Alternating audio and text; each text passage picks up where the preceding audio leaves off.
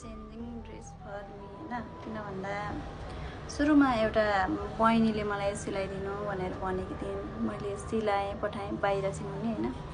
सिलाएर पठाएँ, एकदम मनमा छुट्टै डर लागिरहेको थियो, कसो राम्रो होला नहोला भन्ने होइन। तर यति राम्रो भयो कि मैले पनि फर्स्ट टाइम नै सिलाएको, सोचे भन्दा धेरै राम्रो भयो।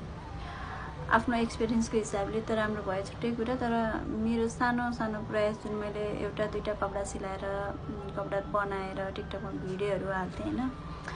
अनि जबदेखि मैले यो ड्रेस बनाएर हालेँ होइन, मलाई यही ड्रेसको मात्रै अर्डर आइरहेको छ कि यो यति चलेको रहेछ अहिले फेसनमा। अनि यो ड्रेसको यति डिमान्ड छ भन्ने मलाई थाहा थिएन। Thank you Poonam for this dress होइन। उसले नै हो मलाई सुरुमा यो ड्रेस बनाउनलाई भनेर भनेको। सोचेभन्दा राम्रो रिजल्ट आयो। आफू खुसी हुने कुरा त छुट्टै छँदैछ होइन।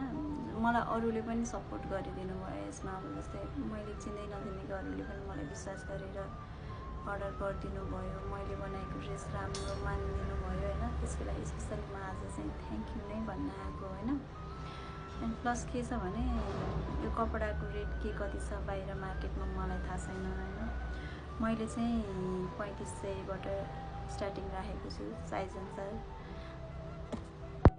बच्चाहरूको हकमा भने अलिकति फरक छ, किनभने 1 देखि 3 वर्षसम्मकोलाई 1000सम्ममा बन्छ, 3 देखि 5 वर्षसम्मकोलाई 1500, त्यहाँभन्दा माथिको चाहिँ 2000, त्यही 3500 ठिकै हुन्छ। किनभने अलिअलिको बच्चाहरू उमेर सानो भए पनि ठुला देखिन्छ नि, ठुला हुन्छन्, त्यही अनुसार कपडा अनुसार लिने हो हाम्रो प्राइस होइन। त्यसले गर्दाखेरि रेट चाहिँ त्यही अनुसार नै हुन्छ। अनि फेरि किन यति महँगो यो ड्रेस भनेर पनि भन्नु होला। किन भन्दा अब यो कपडा हामीले ल्याउँदाखेरि यो 3टा कपडा छुट्टै छुट्टै ल्याइन्छ। त्यो 3 लेयरको हुन्छ यो कपडा।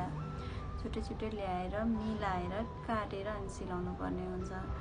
अनि यो कपडा सिलाउन अलिकति गाह्रो पनि छ। किन भन्दा अब 3 लेयर कपडा हुने हुनाले मिलाएर राम्रोसँग मिलाएर सिलाइएन भने बटारिने, अनि कुनै कपडा तन्किने, कुनै कपडा खुम्चिने हुन्छ। त्यसलाई मेहनत टाइम पनि अरूभन्दा डबल नै लाग्छ। किन भन्दा मिलाइरहनुपर्छ।